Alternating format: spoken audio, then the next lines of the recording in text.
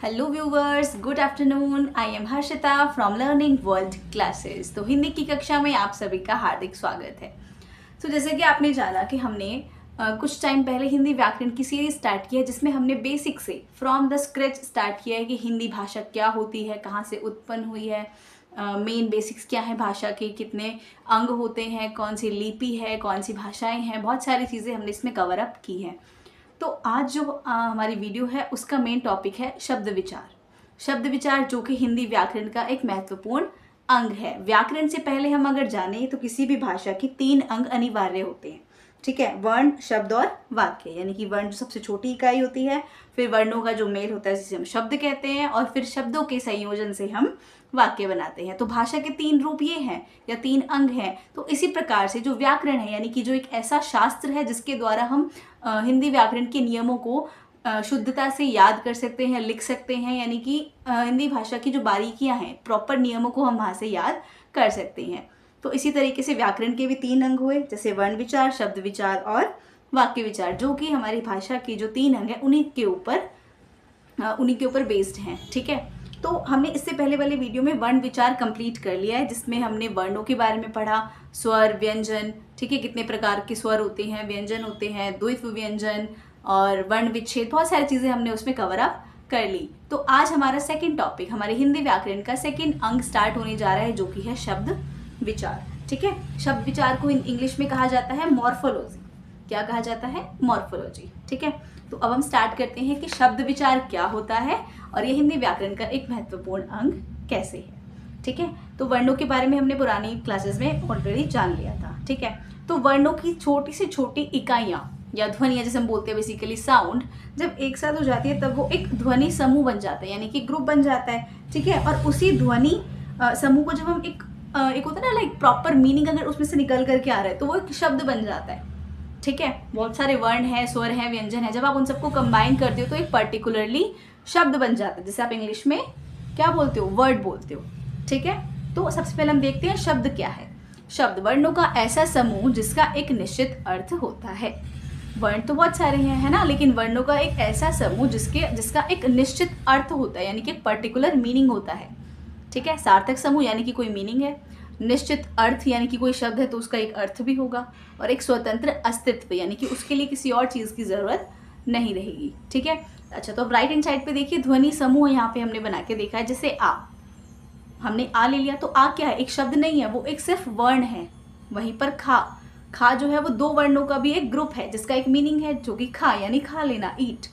ईक, ईक जो है उसमें 3 वर्ण है, ई, ख और अ, स्वर और व्यंजन दोनों है, ठीक है। तो ये 3 वर्ण का हो गया। ऐसे ही भरत, भ, अ, र, अ, त, अ, 6 वर्ण हो गए इसमें, ठीक है। तो ये भी एक ध्वनि समूह बन गया, यानी कि पर्टिकुलरली कोई वर्ड यहाँ पर फ्रेम हो गया जिसका कोई अर्थ है।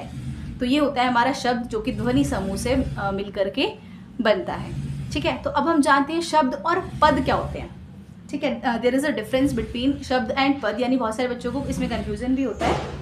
तो ये हम लोग अभी जानते हैं कि ये क्या होते हैं। हाँ जी, तो शब्द क्या होता है? शब्द यानी कि एक वर्ड, ठीक है। इंग्लिश में वर्ड जिसे हम बोलते हैं उसे हम हिंदी में शब्द कहेंगे।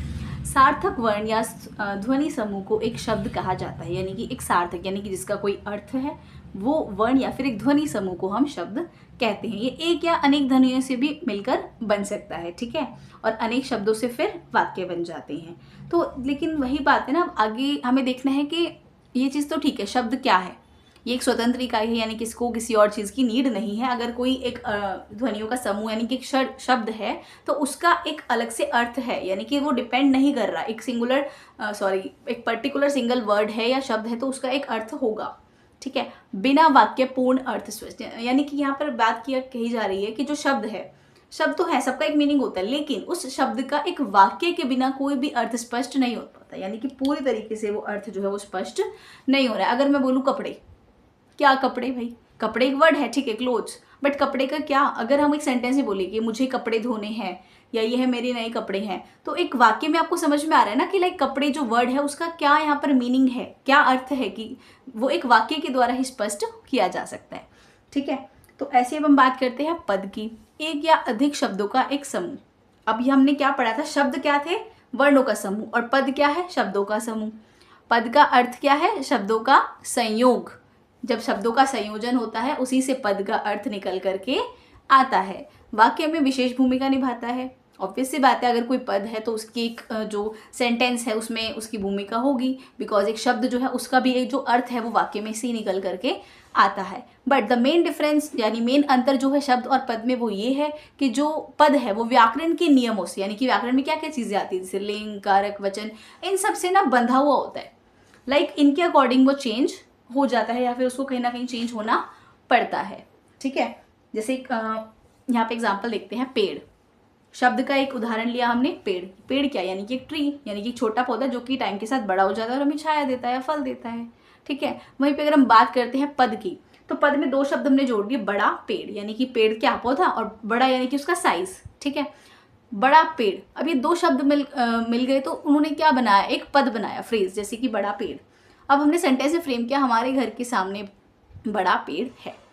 ठीक है, तो ये डिफरेंस आ जाता है कि किस तरीके से हम उस वर्ड को या शब्द को या पद को एक सेंटेंस में इस्तेमाल कर रहे हैं।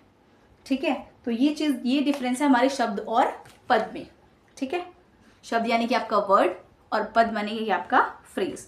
तो अगर पद की अगर आपने एक प्रॉपर डेफिनेशन देनी है तो आप उसको इस तरीके से बोल सकते हो, लाइक जब स्वतंत्र शब्द वाक्य में इस्तेमाल होकर वाक्य में अन्य शब्दों के साथ व्याकरणिक इकाई में बंध जाता है, यानी कि जो व्याकरणिक रूल्स हैं, नियम हैं, उनके साथ जब बन जाता है तो उसे शब्द ना कहकर हम उसे पद कहेंगे। ठीक है, जहाँ पे भी आपको व्याकरण के नियमों का इन्फ्लुएंस या फिर प्रभाव देखने को मिले तो वो पद कहलाता है। शब्द एक अपना डिपेंडेंट यानी कि एक स्वतंत्र इकाई है। ठीक है, वहीं पर पद जो है वो डिपेंडेंट है किस पर, हमारे व्याकरण के नियमों पर। ठीक है, तो ये था हमारा कॉन्सेप्ट शब्द का, शब्द और पद का। अब हम बात करते हैं शब्दों के भेद। शब्दों के भेद, अब शब्द तो है बट कितने टाइप के शब्द हैं, है ना, स्टार्टिंग से पढ़ते आ रहे हैं, तत्सम, तद्भव, बहुत सारे बच्चों को अभी भी डाउट होगा, है ना। तो ये जो टॉपिक है आपका, ये ऐसा नहीं कि सिर्फ स्कूल स्टूडेंट्स के लिए इन्फॉर्मेटिव है, ये जो आपकी कॉलेज लेवल हो गए या फिर जो आपकी कॉम्पिटिटिव एग्जाम्स हो गए उसके लिए भी हेल्पफुल है। ठीक है, सो देखते हैं आगे शब्दों के भेद।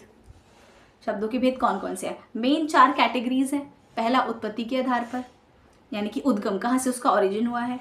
दूसरा, व्युत्पत्ति, यानी कि बनावट, किस तरीके से बने हैं शब्द, उसके आधार पर। तीसरा, अर्थ की दृष्टि से, यानी कि उसका जो मीनिंग है उसके बेस पे कितने प्रकार के शब्द हैं। और चौथा, जो कि व्याकरण या विकार की दृष्टि से, यानी कि व्याकरणिक रूल्स जो हैं उसके नियम, उसके आधार पर। ठीक है, तो एक छोटा सा ब्रीफ इंट्रोडक्शन ले लेते हैं सभी का, देन आने वाली वीडियो में we will also cover up all these topics in details. ठीक है, सो उत्पत्ति के आधार पर हम देखते हैं तत्सम, तद्भव, देशज और विदेशी शब्द। तत्सम शब्द वो होते हैं जो संस्कृत भाषा से आए होते हैं डायरेक्ट। ठीक है, और तद्भव शब्द वो होते हैं जो संस्कृत के ही शब्द होते हैं बट वो कहीं ना कहीं बिगड़ करके, यानी कि अपनी फॉर्म चेंज करके हिंदी भाषा में आए होते हैं।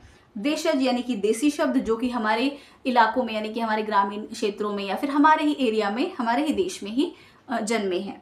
ठीक है, और विदेशी शब्द जो कि हमने दूसरी भाषाओं से, जैसे अंग्रेजी, पुर्तगाली, तुर्की, फ्रांसीसी, अरबी, इन सब देशों की भाषाओं से हमने लिए हैं, तो वो हो जाते हैं आपके विदेशी, नाम से ही पता चल रहा है। ओके, सेकेंड कैटेगरी क्या है? व्युत्पत्ति के आधार पर, यानी बनावट की दृष्टि से।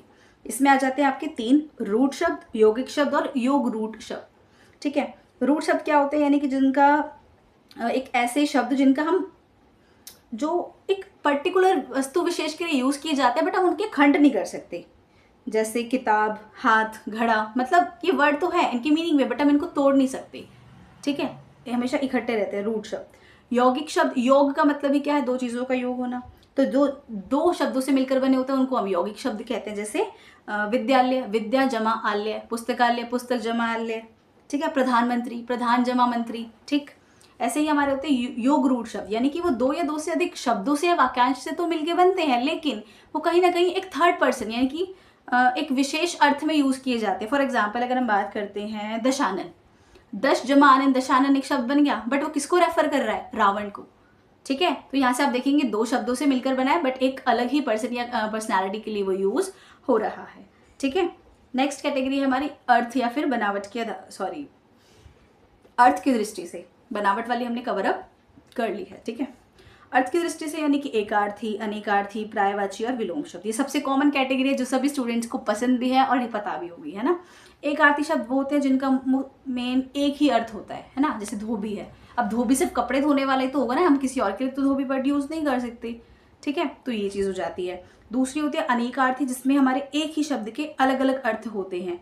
जैसे कर है, कर एक होता है हाथी, ठीक है, एक होता है टैक्स वाला कर, ठीक। फिर आता है पर्यायवाची, यानी कि एक ही शब्द के बहुत सारे, जैसे धरती है, धरती का हो गया धरा, पृथ्वी, ज़मीन, ठीक है। फिर आते हैं हमारे विलोम शब्द जो कि उल्टे अर्थ बताते हैं, जैसे ठंडा, गर्म, सुख, दुख, ऊपर, नीचे, इस तरीके से। लास्ट टॉपिक है हमारा व्याकरण के आधार पर, जैसे विकारी और अविकारी शब्द कहते हैं। विकारी शब्द वो होते हैं जो कि लिंग, वचन, कारक इनके प्रभाव से अपना अर्थ बदल देते हैं, और अविकारी जो कि कहीं ना कहीं परिवर्तन उसमें नहीं होता, सेम एज इट इज़ रहते हैं। वो हम आने वाली वीडियोज़ में एग्जाम्पल्स के साथ कवर अप करने जाएंगे, ठीक है। सो आई होप कि आपको आज की वीडियो समझ आई होगी, कॉन्सेप्ट क्लियर हो गए होंगे कि शब्द क्या होता है, शब्द, पद, ठीक है, और कौन कौन से शब्दों के भेद होते हैं। तो थैंक्स फॉर वॉचिंग। अगर आपको वीडियो अच्छी लगी हो तो प्लीज़ लाइक करें, शेयर करें, एंड सब्सक्राइब करें। अगर आपको कोई भी डाउट है, कोई भी क्वेश्चन है, तो आपने यहाँ पे कमेंट बॉक्स में लिख सकते हैं, हम आपका डाउट क्लियर करने की पूरी कोशिश करेंगे, ठीक है। If you like the video please do like, share and subscribe, and thanks for watching. Bye bye, मिलते हैं नेक्स्ट वीडियो में, स्टे ट्यून्ड।